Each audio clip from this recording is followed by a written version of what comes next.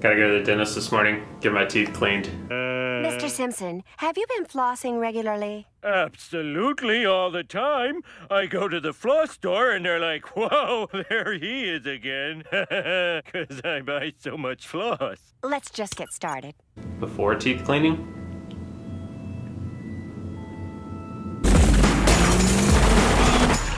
Hey, you low-life degenerates, stop illin' with the fillin'. Ludicrous! Ah! Back from the dentist. So this morning I've been reading a lot. I'm currently reading about the fourth programming language. Not the fourth one this morning, but actually named fourth. And it's apparently a new way of working with microcontrollers and such. A new way of like working with embedded systems, I believe, as well. I'm only part way through the article, so we'll see. Also drinking some coffee. And I realized I just set my coffee down on my notebook and smeared all my lovely work. Oh well, continue reading. Learnings for the day. Notebooks aren't good, cut brass. Well, I haven't recorded a lot today because I've mostly just been reading. I've been reading about machine learning because that's what my future project is somewhat related to. And now Kate and I are going to our favorite pizza spot and pick up a few slices. Then tonight we're going to Mississippi Studios for a Paul Simon tribute event. Later.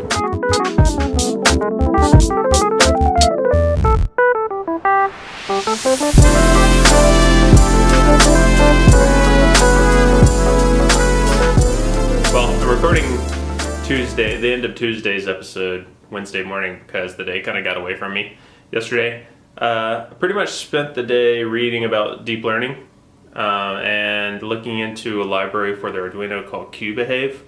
I ended up getting QBehave to work. Sorry I didn't document any of that because it was pretty boring. I was just me reading a lot and testing a lot of things.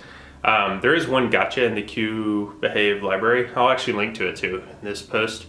The pin for the, I think it was pin 14 that they have in the example, that didn't work because pin 14 doesn't exist on the Arduino or the breadboard. So when I changed that to a So also in the example on their documentation, they say they have it linked to an analog pin, but I found that it actually works with the library with a digital pin. So just change pin 14 to a digital pin, and you should be good. It should compile and work fine.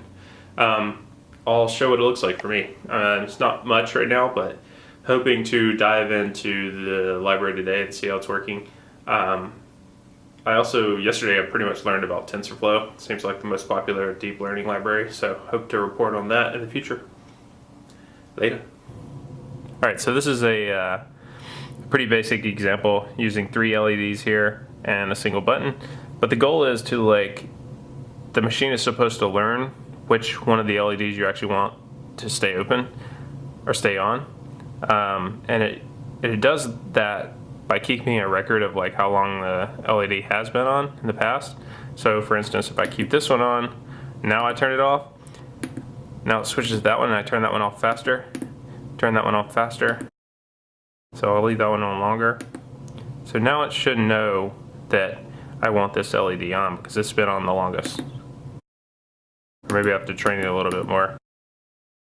So leave that one on. Alright, there we go. So I've essentially trained it at this point.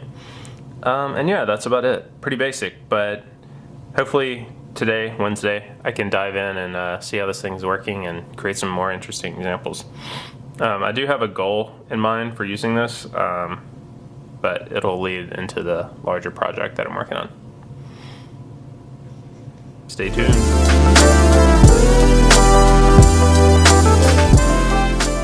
Also want to say I took the OLED back to URS and they wouldn't swap it out for me because they said that there's nothing SparkFun could do, but they did give me a discount on a new one.